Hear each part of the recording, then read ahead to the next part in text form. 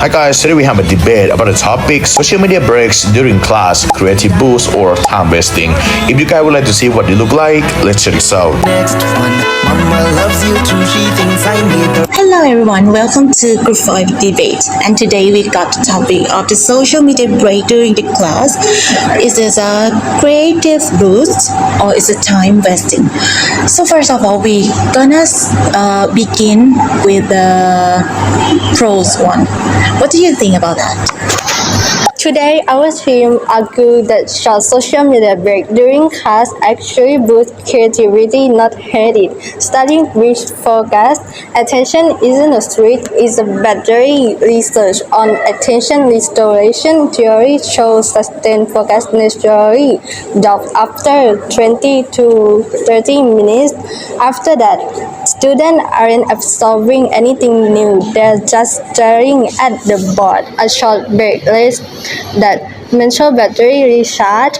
Think about the Pomodoro technique, one of the most popular productivity method in the world, built on exactly this idea: focus work, then a short break. Companies, students, even athletes use structured break to maintain peak performance. Why would a classroom be different? A quick social media break, checking a group chat, scrolling for 2 minutes isn't abandoning the lesson. It's giving the brain the reset it needs to come back sharper. Forcing an hour of unbroken focus doesn't produce better students, it produces burnout ones who zone out anyway. So ask yourself, what more grateful, 5 minutes of intentional rest or 45 minutes of unfocused daydreaming? We are asking for what science already tells successful people to do: work in bursts, rest in between, and come back stronger. Thank you. When you the pro team, look at what actually happened in the brain when students switch to their phones because it's not clean reset, it's residue. So researchers Sophie rely on the term attention residue.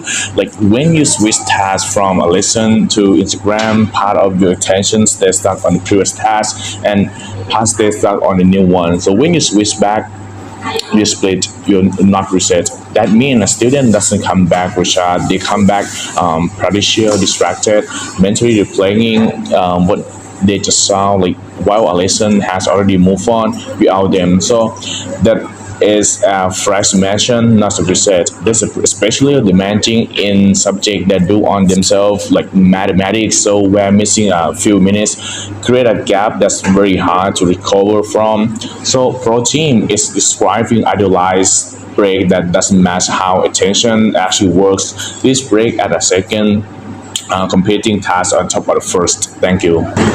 Thank you, a good time in Asia, and also a good cherry picker too. So maybe you forgot talking about where the creativity actually come from, because it doesn't come from a vacuum or so. Every creative idea is a remix of something you have ever seen or experiences. So in 5 minutes, bro, a student might see a meme, a statical video or reels or digital arts or completely different perspective from someone across the world, and that's the raw creative materials. Compare that to students who staring at the same four wall for hours straight. Creativity needs to new input, and social media is the one of the fastest that most driver input source that access to. Even academically, creative essay might get its opening line from the trending joke. Cutting off that input just to remove the excess stimulation their brain use to generative original ideas. Thank you. Nobody plans to lose 20 minutes on their phone, it just happens. Social media apps are engineered by design teams to maximize the time you spend on them. Infinite scroll removes natural stopping points. Notifications are timed specifically to pull your attention back the moment you try to leave. This is documented industry design strategy. So when a student says just 5 minutes, they are competing against a system built to break that promise. 5 minutes turn into 15, and by the time they look up, they've missed a real chunk of class. Pro teams argument assumes students have full control over their break length. You cannot out-discipline a system engineer to keep you scoring. Thank you. Thank you. A stress brain is not a creative brain. When students are anxious, cortisol rises, and higher cortisol is linked to reduce risk-taking and reduce original thinking. Creativity requires psychological safety. A short social media break, texting a friend, checking a group chat lower that stress and give students a release valve in the high pressure day. Students who get that release come back more willing to take creative risk.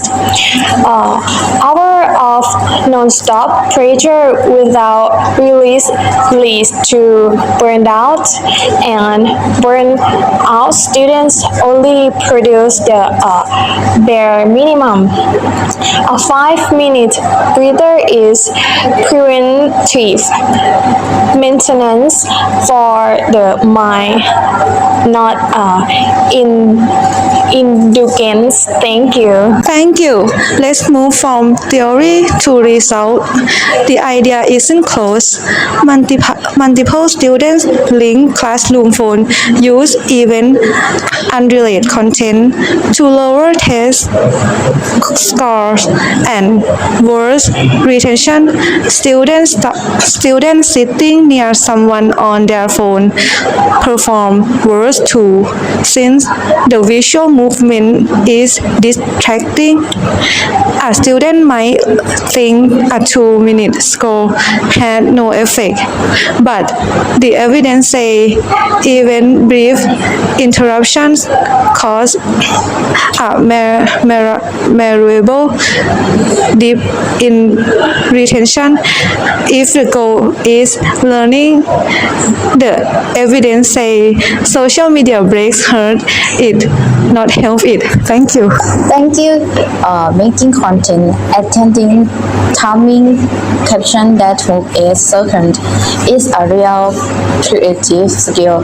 The same one taught in film or art class just on a modern platform. Event scoring is creative, creating, judging what make content work. The close creative is built by non-stop focus, is building by rhythm focus, then research, improve, then outputs. Social media breaks, restore attention, spark idea, relief thread, and build skill. The real weight is a 5-minute break. Is building students out, denying them want. Thank you. Thank you. If the goal is resetting focus, there are better tools than a phone. Stretching increases alertness. A short walk boosts mood and cognition. Talking to a classmate face to face give connection without an algorithm pulling you back in. This gives the same reset pro team wants without the downside. To close across our argument, one pattern holds this break, fragment attention, get hijacked by design and hurt performance, while better options should sit unused. If we want student thinking clearly, the answer isn't scrolling, it is stepping away from the screen. Thank you. From this video, we heard very clear and interesting perspective from both sides. And this is the real situation and the good example for cherry picking, which is you need to pick the situation and the reason which is support with your opinion. So first is the pro side. They argue that our brain does not design to focus continuously for hours without a break. We naturally need moments to get rest, reset our attention, and reduce mental fatigue. So a short break can give our brain a chance to process information and rediscover a new idea. So from this perspective, a short and controlled social media break is not necessarily a waste of time, but it can be a way to refresh the mind and become to learning with better focus and creativity. So back to concise, however, they give us an important warning that sounds like 5-minute break does not always stop at 5 minutes. The social media platforms are specifically designed to keep our attention through endless scrolling, notification, and constantly changing content. So once students start scrolling, it can become difficult to stop and return to the lesson. Research also suggests that even limits phone use during the class can interfere with student attention and academic performance too. So after hearing both sides, perhaps the real question is not simply just should students keep breaks or not. The more important question is how should students take the break? Because the break should help us recover our attention, not replace one source from distraction with another. Maybe social media can be useful when the break is short, controlled, and intentional. But perhaps the screen-free activities such as stretching, walking around, getting a fresh air, or simply talking to friends can give a brain a different kind of research. Ultimately, the choice maybe depends on how responsibility we use the technology and whether we can controlling our screen time or allowing the screen to control us. So, I would like to leave everyone one final question. If you were a student, or maybe you're the teacher, right? If you were the teacher, would you allow students to take control social media break? Or would you prefer the screen-free break such as stretching, walking, or talking friend? And most importantly is why you think so. This is all of our thank you. How come I